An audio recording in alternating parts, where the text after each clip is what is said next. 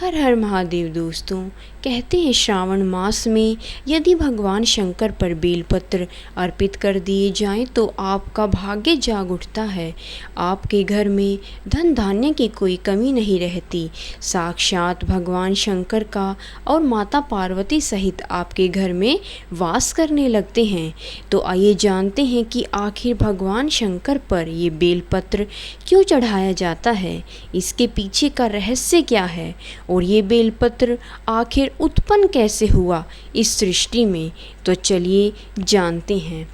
जब बात भगवान शिव की सबसे प्रिय चीज़ों की आती है तो उसमें सबसे पहला नाम बेलपत्री का आता है। ये बात तो हम सभी जानते हैं कि बेलपत्र भगवान शिव को बेहद ही प्रिय है और शिवलिंग पर बेलपत्र चढ़ाए बिना पूजा को पूर्ण नहीं माना जाता। ऐसी मान्यता है कि यदि शिवलिंग पर बेलपत्र अर्पित कर दें तो इससे महादेव प्रसन्न हो जाते हैं। और यदि श्रावण मास में आप इस बेलपत्र को शिवलिंग पर अर्पित करते हैं तो आपका सोया भाग्य जाग उठता है, जैसा कि हमने आपको बताया है।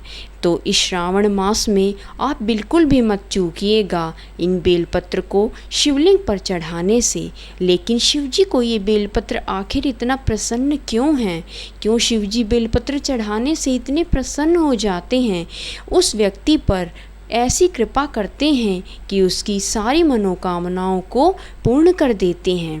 बेलपत्र में 3 पत्तियां होती हैं, एक साथ तीनों जुड़ी होती हैं, जिसे लेकर कई तरह की मान्यताएं प्रचलित हैं।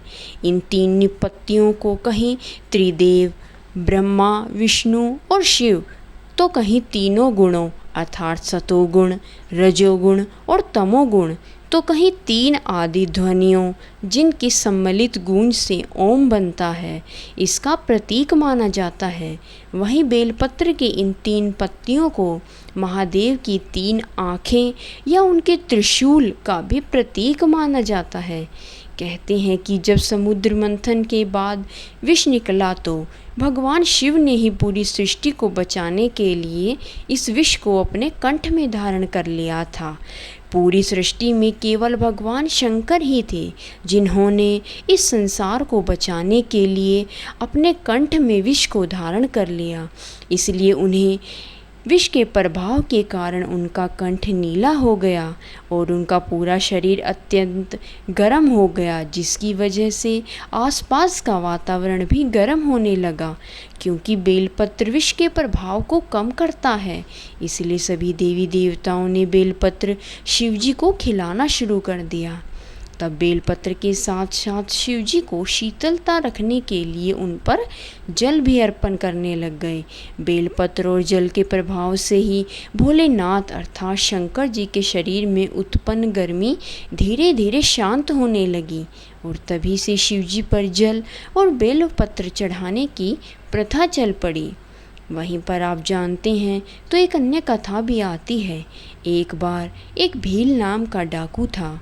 ये डाकू अपने परिवार का पालन पोषण करने के लिए लोगों को लूटता था। एक बार जब श्रावण का महीना था तो ये भील नामक डाकू राहगीरों को लूटने के उद्देश्य से जंगल में गया। इसके लिए वह एक वृक्ष पर चढ़कर बैठ गया।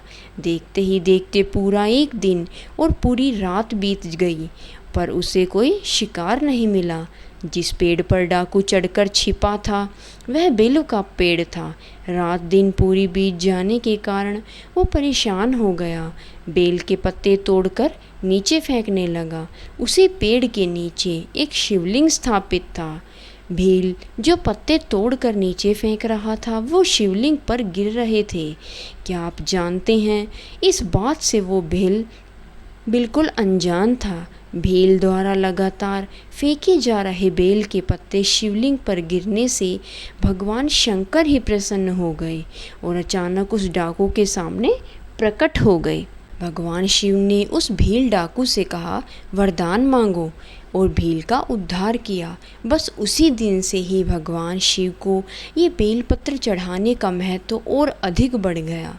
जबकि एक पौराणिक कथा के अनुसार यह बात उस समय की है जब माता पार्वती जी के माथे से कुछ पसीने की बूंदें मंदार पर्वत पर जा गिरती हैं। पार्वती जी के उस पसीने की बूंद से ही बेल का वृक्ष उत्पन्न हुआ। क्या आप सभी जानते हैं कि माता पार्वती के इस पसीने की बूंद से जो बेल उत्पन्न हुआ, इसी को ही बिल्वपत्र और बेल का वृक्ष कहते हैं। वहीं शास्त्रों के अनुसार देवी पार्वती जी घोर तप के बाद शिव की अर्धांगिनी बनी और सबसे पहले महादेव को राम नाम लिखकर बेलपत्र माता पार्वती ने ही शिवजी पर चढ़ाया था। बेलपत्र चढ़ाते समय ही तो दोस्तों, आप सभी ने इस प्रकार जाना कि आखिर क्यों बेलपत्र शिवजी को इतना प्रिय है।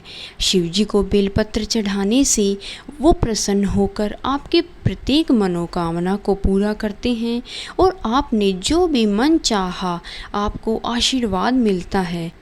अब हम बात करेंगे कि आखिर शिवजी पर बेलपत्र किस प्रकार चढ़ाना चाहिए। उन शिवलिंग पर बेलपत्र चढ़ाने से क्या लाभ मिलता है। क्या आप जानते हैं, बेलपत्र चढ़ाते समय आपको मंत्रों का जप भी करना होता है। वो कौन से मंत्र हैं जिनके द्वारा आप महादेव को प्रसन्न कर मनचाहा आशीर्वाद पा सकते हैं, जिसके द्वारा आप शिवजी को प्रसन्न करके अपनी प्रत्येक मनोकामनाओं को पूरा कर सकते हैं। और इस श्रावण मास में तो आप इन बेलपत्र को चढ़ाते समय यदि ये मंत्र बोलेंगे तो आपकी हर हर कामना पूरी होगी। जो कामना इतने समय से पूरी नहीं हो पा रही थी, देवादिदेव महादेव उस कामना को जल्द ही पूरी करेंगे। आप विश्वास रख के करिए। तो आइए हम आपको बताते हैं कि कौन से वो मंत्र हैं जिनके द्वारा आपको मंत्र बोलते बोलते ही उस बेलपत्र को शिवलिंग पर अर्पित करना है। ध्यान से सुनिए। ओम त्रिपुंडराय नमः। इस मंत्र को मैं दोबारा बोल रही हूँ, ध्यान से सुनिए। ओम त्रिपुंडराय नमः। यह मंत्र बेलपत्र की 3 पत्तियों का प्रतीक है और शिव के 3 नेत्रों का प्रतीक है। दूसरा जो मंत्र है ओम नमः शिवाय। यह मंत्र भगवान शिव को प्रणाम करता है और उनकी कृपा प्राप्त करने के लिए है। तीसरा मंत्र ओम हरिहर आत्मने नमः। ओम हरिहर आत्मने नमः। यह मंत्र शिव और विष्णु के एकीकरण का प्रतीक है, जो हिंदू त्रिमूर्ति का प्रतिनिधित्व करते हैं। इन मंत्रों का जप करते हुए यदि बेलपत्र को शिवलिंग पर चढ़ाने से भक्त को शीघ्र ही भगवान शिवजी की कृपा प्राप्त होती है और उनका आशीर्वाद मिलता है। इन मंत्रों में से आप कोई भी एक मंत्र बोलते समय उस बेलपत्र को शिवलिंग पर अर्पित करते जाएं। मान्यता है यदि आप इनमें से कोई भी मंत्र यदि ना याद हो तो आप नमः शिवाय या ओम नमः शिवाय जप कर और बोलकर अपने मन ही मन उस प्रार्थना को याद करते रहें जो भी आपकी कामना है और शिवलिंग पर बेलपत्र अर्पित करते रहें।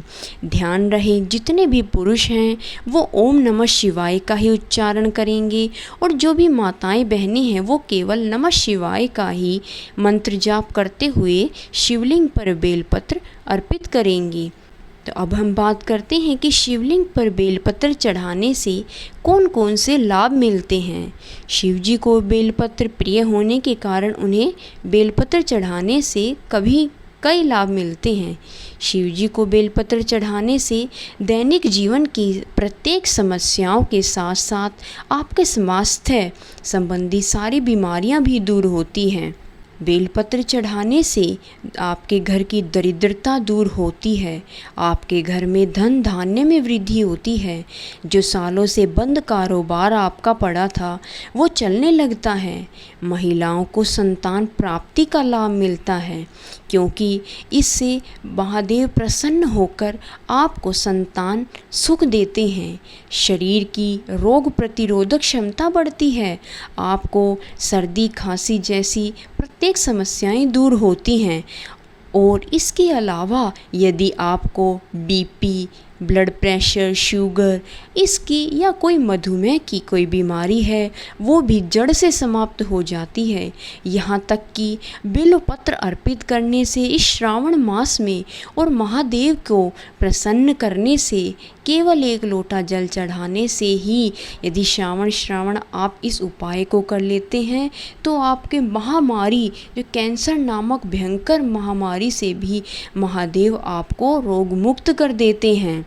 आपको यदि दिल की कोई बीमारी से ग्रस्त रोगी है और वो निरंतर श्रावण मास में उसके हाथों से 1 लोटा जल और शंकर पर बेलपत्र अर्पित किए जाएं तो उनके स्वास्थ्य में सुधार निश्चित ही होता है, यकीन मानिए। अब हम बात करते हैं कि शिवजी को बेलपत्र किस प्रकार चढ़ाना चाहिए। कुछ भक्त बेलपत्र चढ़ाते समय ही गलती कर देते हैं, तो आप ध्यान से सुनिए। सबसे पहले बेलपत्र तोड़ने और चढ़ाने के लिए चतुर्थी, अष्टमी, नवमी, चतुर्दशी और अमावस्या तिथियों को और संक्रांति के समय और सोमवार को बिल्कुल भी नहीं तोड़ना चाहिए। आप इस बात का विशेष ध्यान रखिएगा। ये जो बताई तिथियां हैं, इन तिथि में से किसी भी दिन आपको बेलपत्र नहीं तोड़ना है। इसके अलावा आप कभी भी बेलपत्र तोड़ सकते हैं। नंबर 2, कम से कम 3 पत्ती वाला बेलपत्र चढ़ाना चाहिए। 3 पत्ती से कम पत्ती वाला बेलपत्र यदि है तो उसे आप शिवजी पर ना चढ़ाएं।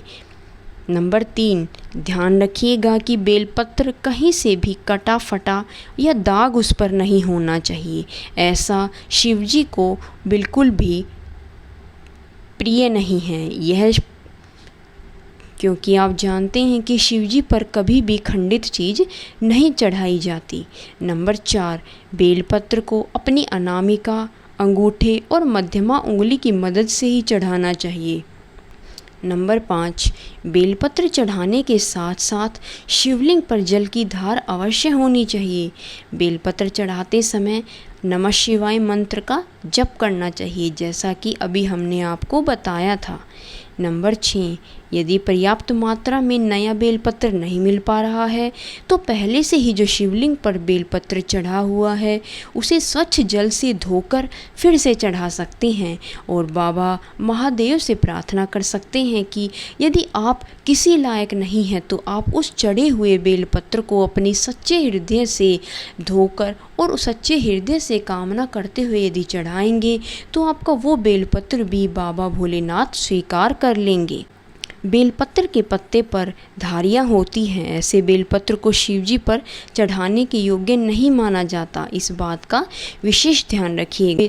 तो आप सभी ने इस वीडियो में जाना कि किस प्रकार महादेव को बेलपत्र इतने प्रिय हैं और कैसे बेलपत्र इस पृथ्वी पर पैदा हुआ, कैसे बेलपत्र चढ़ाने से आपकी सर्व मनोकामना पूर्ति होगी और महादेव आपके हर रोग बाधा, आपके घर की हर आर्थिक संकट को दूर कर देंगे। इसीलिए इस वीडियो को आप ज़्यादा से ज़्यादा लोगों को शेयर करें ताकि श्रावण मास में वो भी बेलपत्र चढ़ा सकें। और बेलपत्र चढ़ाने में क्या क्या सावधानी रखनी चाहिए, कौन कौन से नियम करने चाहिए, कब तोड़ना चाहिए, ये सभी बातें हमने आपको इस वीडियो में बताई है। ये वीडियो अच्छी लगी तो इसको लाइक ज़रूर करें और कमेंट में हर हर महादेव अवश्य लिखिएगा। हर हर महादेव।